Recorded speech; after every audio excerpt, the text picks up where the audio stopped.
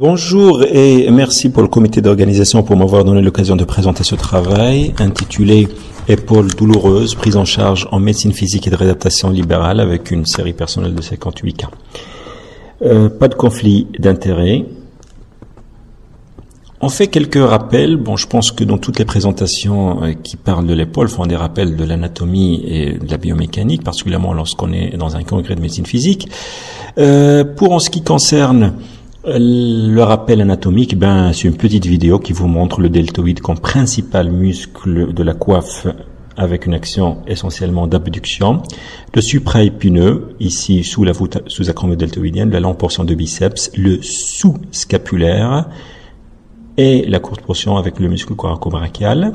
En tournant vers l'arrière, vous avez le sous-épineux, cette grosse masse charnue, et puis on voit ici l'espace sous-acromial, le muscle teres major, teres minor, ou ce qu'on appelle en français le grand rond, le petit rond, et puis le triceps sural. Ça, c'est les muscles classiques.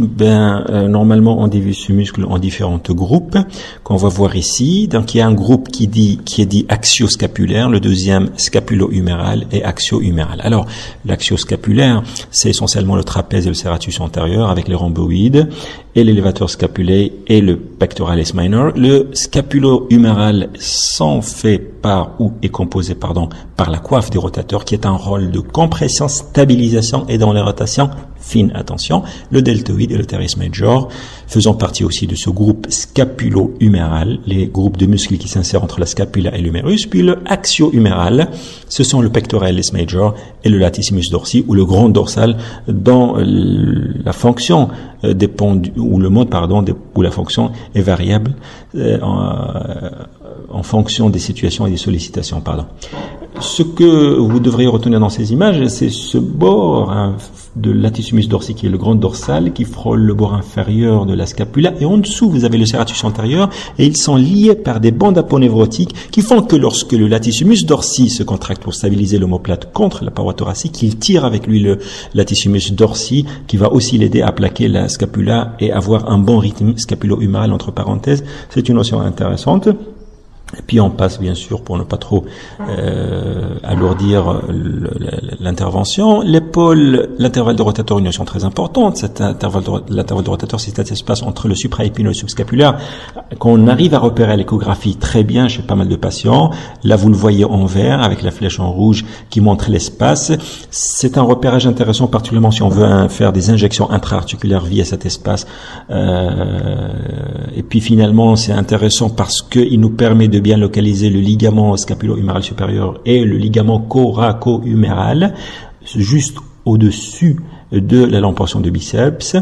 Et lorsque ce ligament est épaissi, c'est un signe ou un des signes de la capsulite rétractile, entre autres. C'est une notion assez intéressante à retenir, l'intervalle de rotateur. Le câble de la coiffe et le croissant de la coiffe, c'est une notion aussi que j'ai apprise il y a quelques années qui je trouvais très intéressante, évoquée par Burkhardt sur l'étude de 12 épaules, avait remarqué que des lésions isolées de supraépineux et en partie le sous-épineux n'engendrerait pas un trouble fonctionnel majeur au niveau de la biomécanique de l'épaule.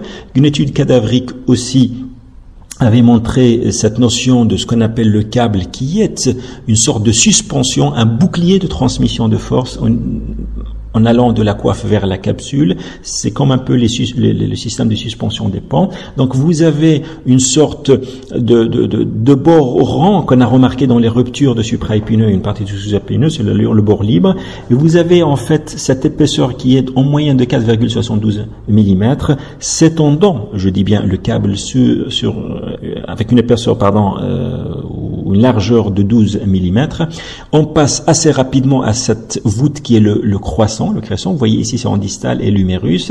Essayez d'imaginer ça. Ce croissant, ce n'est en fait que la deuxième partie d'insertion qui normalement présente une épaisseur en moyenne de 1,80 mm sur une longueur antéro-postérieure de 40 mm, 4 cm et médio-latérale de 14 mm. Vous voyez le croissant ici. Alors il y a une notion à retenir, c'est que le site de la lésion de supraépineux est plus importante que la taille. Vous pouvez avoir des grosses lésions avec peu d'impact et petites lésions avec gros impact fonctionnel. Sachez que chez les patients jeunes, il y a ce qu'on appelle des épaules avec un rôle dominant du câble, et chez les personnes âgées, le crescent dominant role, c'est qu'en fait c'est le croissant qui joue un rôle très important, et des lésions massives du croissant peuvent avoir un impact fonctionnel très important, vice versa par rapport au sujet jeune. Des notions un peu difficiles, mais je pense que dans d'autres présentations, lorsque vous allez un petit peu détailler la recherche dans d'autres sources, vous allez comprendre mieux ces choses-là assez compliquées. Bon, le complexe ligamentaire, les ligaments sont en fait la stabilité statique de l'épaule. Ça permet de tenir l'épaule particulièrement, ce sont les ligaments scapulo-huméral supérieur, moyen, inférieur, qui sont situés dans la partie antérieure. Ils permettent effectivement de stabiliser la translation vers l'avant. Et puis finalement, il y a une notion intéressante à retenir, c'est ce qu'on appelle le ligament semi-circulaire huméral. Ce sont des fibres obliques provenant de ligaments gléno-huméral supérieur et ligaments coraco-huméral, et qui font en fait un virage pour stabiliser l'entrée de la longue portion du biceps à l'intérieur de l'articulation. Le système agit par couple de force, par synergie aussi, même si c'est un système passif. Notion intéressante à savoir, en temps normal, la scapula est légèrement, ou la glène, pardon, est légèrement orientée vers le haut, ce qui permet d'engendrer une force compressive de système ligamentaire supérieur et qui est plus importante que lorsque cette rotation n'existe pas parce qu'il y a un déficit, mettons par exemple de muscles trapèze supérieur, et bien finalement vous avez une bascule vers un peu le bas et la force compressive déjà elle diminue, elle rend un peu l'épaule relativement moins stable. Les rapports coraco-acromio-huméraux, là c'est pour uniquement parler de ligament coraco-huméral, une notion trop importante, le ligament coraco-acromial qui fait partie de la voûte coraco-acromiale et qui est à l'origine des conflits sous-acromio-deltoïdiens. Et puis, sachez-le, beaucoup de patients vous diront que lorsque je fais un mouvement de rotation en position de Hawkins, la rotation externe, ou lorsque je lève mon bras, j'ai une sensation qui a un clac. Ça veut dire que la tête humérale passe sous ce ligament et donne cette sensation. Et à force de passer, souvent, il va hériter le tendon de supraépineux de la coiffe. Et là, j'ai préféré mettre cette image pour vous montrer un peu comment est des fois l'apophyse coracoïde et qui a un aspect relativement très important par rapport au reste des éléments de la coiffe lorsqu'on est dans le ventre de sa maman, c'est-à-dire lorsqu'on est un fœtus. Ce rapport, bien sûr, diminue avec le temps. Notion très importante dans le supraépineux, c'est que le tendon est variable et en échographie, on arrive à distinguer par l'écostructure les différentes zones, tout en sachant qu'il y a ici la masse musculaire formée par 3 faisceaux et que le tendon lui-même est riche en capteurs mécaniques. Il y a des zones d'hypervascularisation, de soi-disant de zones de néovascularisation dans les zones critiques situées à 8 mm de lentèse, finalement sont en rapport avec les syndromes de coincement selon une étude qui était faite par Biberthaler et qui disait que finalement probablement cette hypervascularisation s'accompagnait de l'existence de récepteurs nociceptifs qui ne sont ou qui n'existent pas réellement en temps normal dans un tendon de supraépineux. Notion intéressante à retenir, c'est que le tendon avec l'âge, il perd de la vascularité, donc là un tendon d'un jeune, là un tendon d'une personne âgée, probablement la diminution de vascularisation participe aux lésions dégénératives chez la personne âgée. Élévation de la gléno-humérale, oui, il n'y a pas que l'humérus qui bouge, il y a la scapula, ça vous le savez très bien, je ne vais pas rentrer dans les détails en donnant des chiffres qui sont souvent lourds à retenir. Sachez qu'en élévation du membre supérieur, il existe une sorte de rotation externe de l'humérus qui est obligatoire pour éviter le coincement. Le syndrome de coincement peut être lié des fois à ce défaut de rotation de l'humérus en élévation et qui est lié probablement lui aussi à une dyskinésie scapulaire sous-jacente.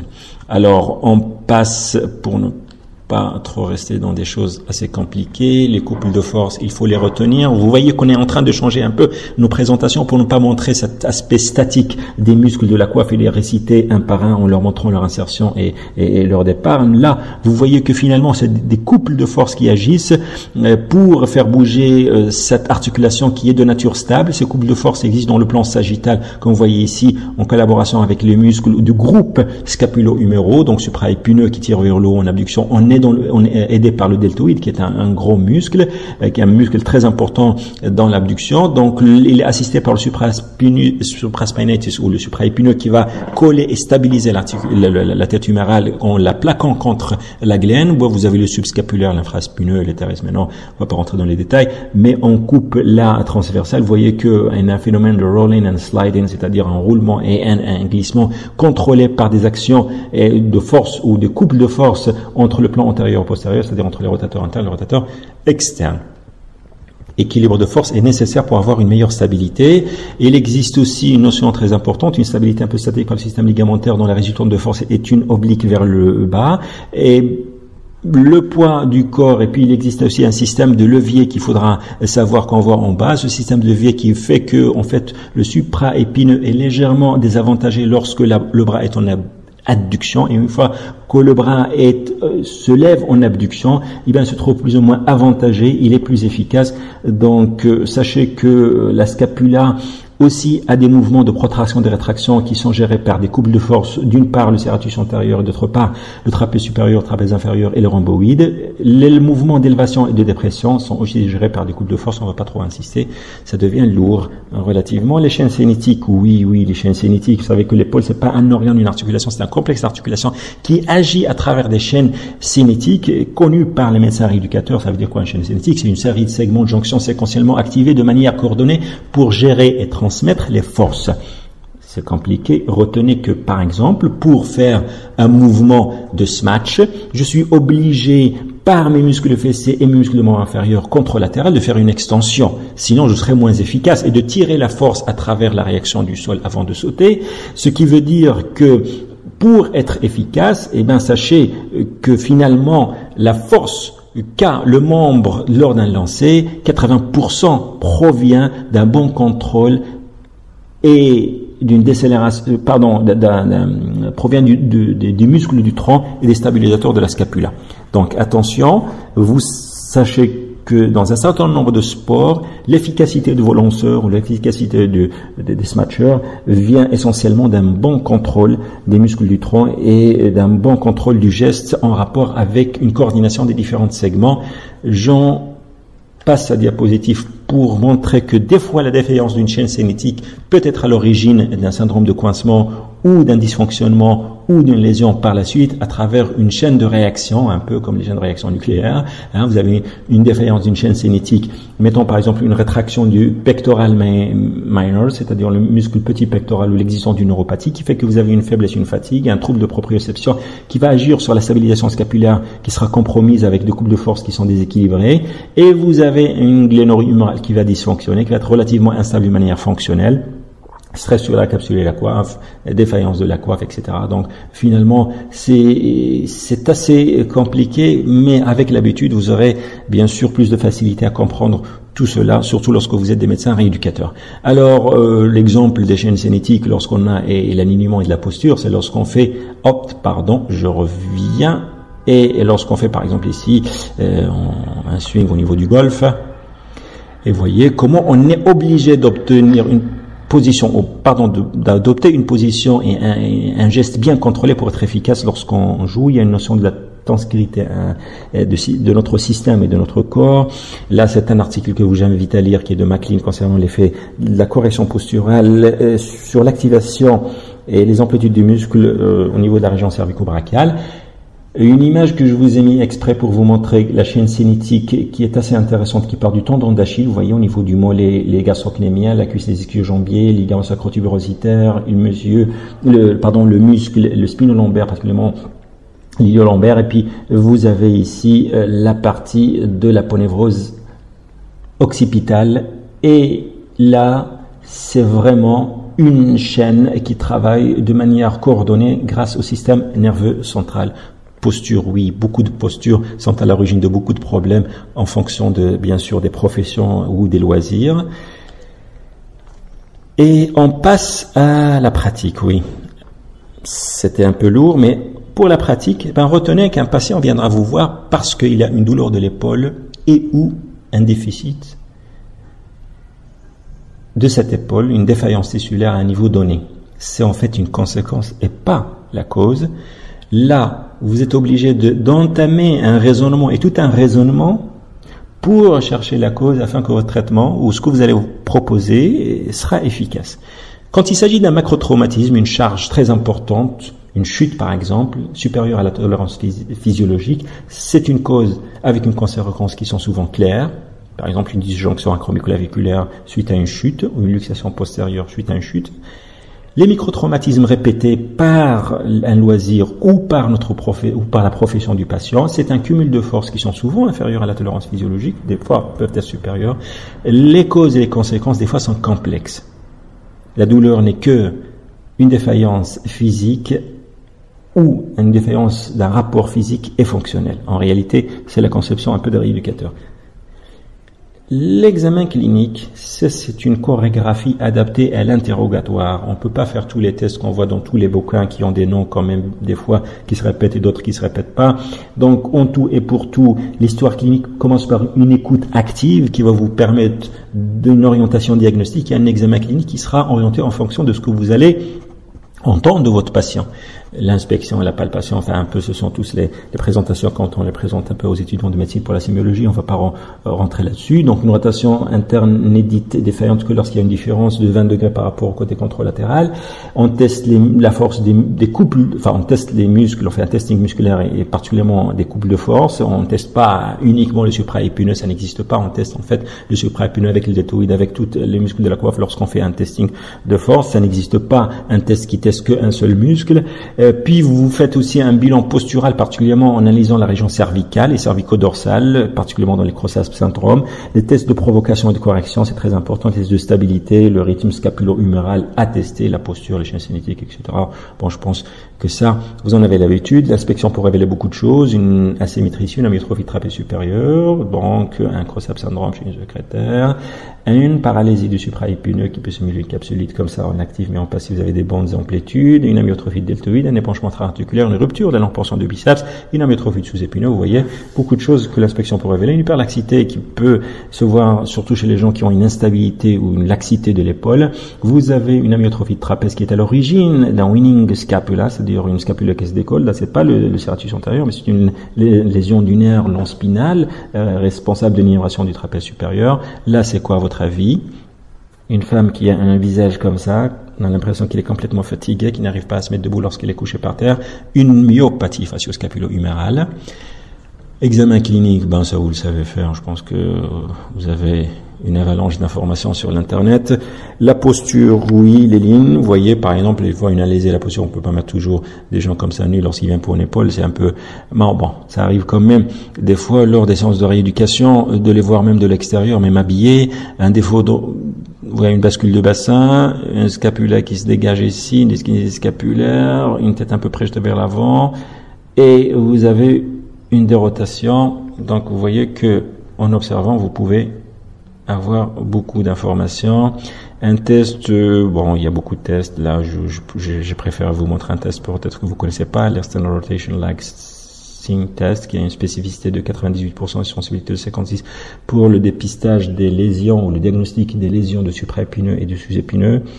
Négative lorsque vous tenez le bras et il ne revient pas. Positif lorsqu'il revient. Attention, lorsque vous avez une rétraction de subscapulaire ou des muscles pectoraux, ça peut donner un test positif. Bien. Diagnostic, donc vous savez, vous pouvez évoquer déjà à la clinique beaucoup de diagnostics, comme le syndrome de coincement, c'est un diagnostic clinique, les dyskinésies scapulaires aussi, la capsulite, avec quelques, bien sûr, diagnostics différentiels comme la luxation postérieure, l'arthrite et la bursite, bon, c'est les plus fréquents. La pathologie acromioclaviculaire, cerviculaire dégénérative ou post-traumatique à évoquer, bon, la paralysie supraépineuse c'est quand même rare, les ruptures totales de la coiffe, etc. Bon, on passe. Et ceux que j'ai soulignés, ce sont ceux dont on va parler. Donc le syndrome de coincement sous-acromodeltoïdien, il existe deux types, le primaire et le secondaire. Le primaire avec des facteurs intrinsèques et extrinsèques. Lorsqu'on parle de facteurs intrinsèques, souvent il existe une faiblesse, ou c'est une faiblesse de la coiffe qui est à l'origine, ou une rétraction capsulaire postérieure. J'en passe pour les autres origines. Les facteurs extrinsèques d'un syndrome de coincement primaire sont particulièrement les dysfonctionnements posturaux. Et puis finalement l'acromio-agressive que vous connaissez tous. Les syndromes de coincement dits secondaires, c'est essentiellement dû à une diminution de l'espace acromio gléno-humérale ou sous-acromiale par instabilité gléno-humérale. C'est souvent le cas des dyskinésies scapulaires. On verra tout à l'heure des vidéos. Alors, la dyskinésie peut être proximale ou dérivée proximale, en anglais proximally derived scapular dyskinesis, ou distale. Pour la proximale, retenez que c'est les dysfonctionnements posturaux. Pour le reste, dérivé distal, c'est plus de 65% qui sont associés à un syndrome de coincement par instabilité gléno-humérale. Vous allez voir une dyskinésie scapulaire de type 1. C'est mon frère qui joue beaucoup de tennis et qui a porté beaucoup un cartable lourd. Il a une dyskinésie de type 1, c'est un décollement du bord inférieur surtout de la scapula. Dyskinésie de type 2, je vous demande de bien regarder ici, c'est l'épaule droite. Vous allez voir comment la scapula ou le bord médial de la scapula se dégage en entier jusqu'à vers le haut. D'accord, donc hop, et maintenant regardez une dyskinésie de type 2. Dyskinésie de type 3, c'est uniquement, la vidéo ne marche pas malheureusement, c'est uniquement le bord supéromédial de la scapula. Cette image ou cette vidéo ici empruntée de l'université Southampton, elle vous montre comment la scapula, elle bouge et elle coordonne ses mouvements avec la clavicule, même pour des mouvements banaux, ici comme par exemple porter déplacer des objets sur un bureau. Articulation acromioclaviculaire, sternoclaviculaire, ne jamais oublier, surtout l'acromioclaviculaire. Le diagnostic peut être fait même avec des radiographies simples. Un diastasis très important chez une patiente qui a chuté, avec un épanchement assez important. Donc, ça passe inaperçu pour pas mal de gens. Attention. Bilan radiologique, j'insiste uniquement sur deux choses, les radiographies standards, il faut toujours commencer avec, et puis l'échographie. L'échographie est devenue un outil indispensable pour nos rééducateurs dans nos cabinets. Je pense que c'est le prolongement de l'examen clinique, ça permet de rectifier pas mal de diagnostics et de réaliser pas mal de gestes. Alors pour la radiographie standard, elle est indétrônable, bien sûr. Ça permet des fois des diagnostics assez rapides. Ici, une arthrite tuberculeuse. C'est une femme que j'ai vue. Ici, c'est une pathologie dégénérative de l'acromioclaviculaire avec un aspect en sucre d'orge de l'extrémité distale de la clavicule. Ici, une calcification supraépineux. Ce n'est que l'expression d'une tonillopathie chronique à la calcification. Le profil de la main nous permet de mesurer l'espace sous-acromial et puis de voir quel type d'acromion. Et puis, vous avez ici le cas de la patiente qu'on a vu tout à l'heure, une scapula complètement dégagée qui remonte vers le haut, c'est la myopathie fascio-scapulo-humérale. On ne fait pas de diagnostic de myopathie fascio-scapulo-humérale avec une radiographie standard, je vous l'accorde, mais finalement, on peut avoir ce genre de signe. Alors, l'échographie est indispensable pour la réalisation d'examens dynamiques, mais pour ça, je vous demande d'être très prudent et très attentif. Et finalement, c'est très difficile de confirmer un syndrome de coincement par réduction d'espace sous-acromial uniquement avec l'échographie, même si on s'est aventuré à le faire, c'est très difficile. C'est vrai que des fois, c'est évident lorsqu'on voit un peu le tendon en train de se comprimer, l'espace de se réduire de manière très importante, mais il faut quand même l'interpréter avec beaucoup de précaution. Ici, c'est l'espace coraco-huméral entre l'apovis coracoïde et la grande tuberosité humérale. Lorsqu'il est vraiment de 5, 6, 4 mm, c'est vraiment, on peut déjà dire qu'on est devant un syndrome de conflit, antérieur de l'épaule, mais c'est difficile quand même d'être très, très certain à 100%. Moi, personnellement, je fais pas de diagnostic de réduction d'espace uniquement avec l'échographie. Le supraépineux, on avait parlé qu'il avait une constructure qui est variable en faisant balayer la sonde. Là, c'est un supraépineux normal, il peut avoir cet aspect, comme il peut avoir cet aspect, un aspect en double string, comme a été décrit par Drapé, le Cochin. Donc finalement, vous avez ici la masse charnue qu'on peut bien sûr apprécier, évaluer les trois faisceaux, et vous voyez que finalement, on peut avoir des fois des amyotrophies diagnostiquées à l'échographie, comme c'est le cas ici d'une patiente que j'ai vue, qui avait une amyotrophie post-immobilisation, après une fracture de la tête humérale. L'échographie capsulite, on avait parlé de l'épicissement de ligament coraco-huméral qu'on voit très bien ici au-dessus de la longue portion de biceps. Cet épicissement, ça veut dire qu'il doit être supérieur à 3 mm et toujours, il ne faut pas le diagnostiquer uniquement en passant la sonde du côté malade, mais passer aussi la sonde du côté contralatéral pour comparer, pour avoir effectivement une vision plus claire. L'échographie des lésions du tendon supraépineux, il existe plusieurs descriptions, plusieurs signes, signe de la marche, signe de ceci, signe de cela. Retenez qu'on peut avoir, par exemple, une rupture de l'aspect double string qui a été décrit par Drapé, comme ici, la partie profonde, une rupture de la partie profonde, avec vraiment une lésion très évidente. Des fois, on peut avoir des lésions associées, comme un monsieur qui a fait une chute de ski, et qui avait une douleur, même s'il y avait une petite lésion, il y avait aussi une lésion du cartilage, une solution de continuité qu'on a du mal et qu'on risquera pas de voir à la radio. D'ailleurs, il n'était pas visible à la radio. Ici, le sous-épineux chez un smatcher de relais qui a fait une rotation externe résistée, il a eu une lésion du tendon à sa partie terminale. Alors, on passe maintenant au syndrome de coincement. Bon, le syndrome de coincement, il y a des signes indirects, des signes indirects et des signes, directs. Là, on avait parlé des signes directs, ce sont la réduction de l'espace à l'échographie par des tests dynamiques. Les signes indirects, c'est les signes de la marche, comme ici, un épaississement, hein, qu'on voit très bien, de la bourse sous-acromio-deltoïdienne, mais surtout de la partie qui est représentée par le ligament coracoacromial. Vous avez ici une lésion de la face profonde, vous avez ici une anthésopathie distale, vous avez ici une calcification du tendon supra-épineux.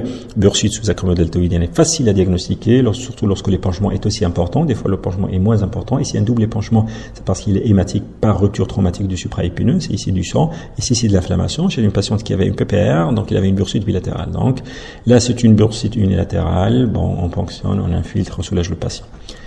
Articulation scapulo-humérale, oui, des épanchements peuvent être vus à l'échographie, comme ici, c'est le cas, l'empanchement de biceps. Ici, il y a un épanchement anéchogène de l'intérieur de l'articulation. Les dyskinésies scapulaires, bon, ça c'est une étude de Silva.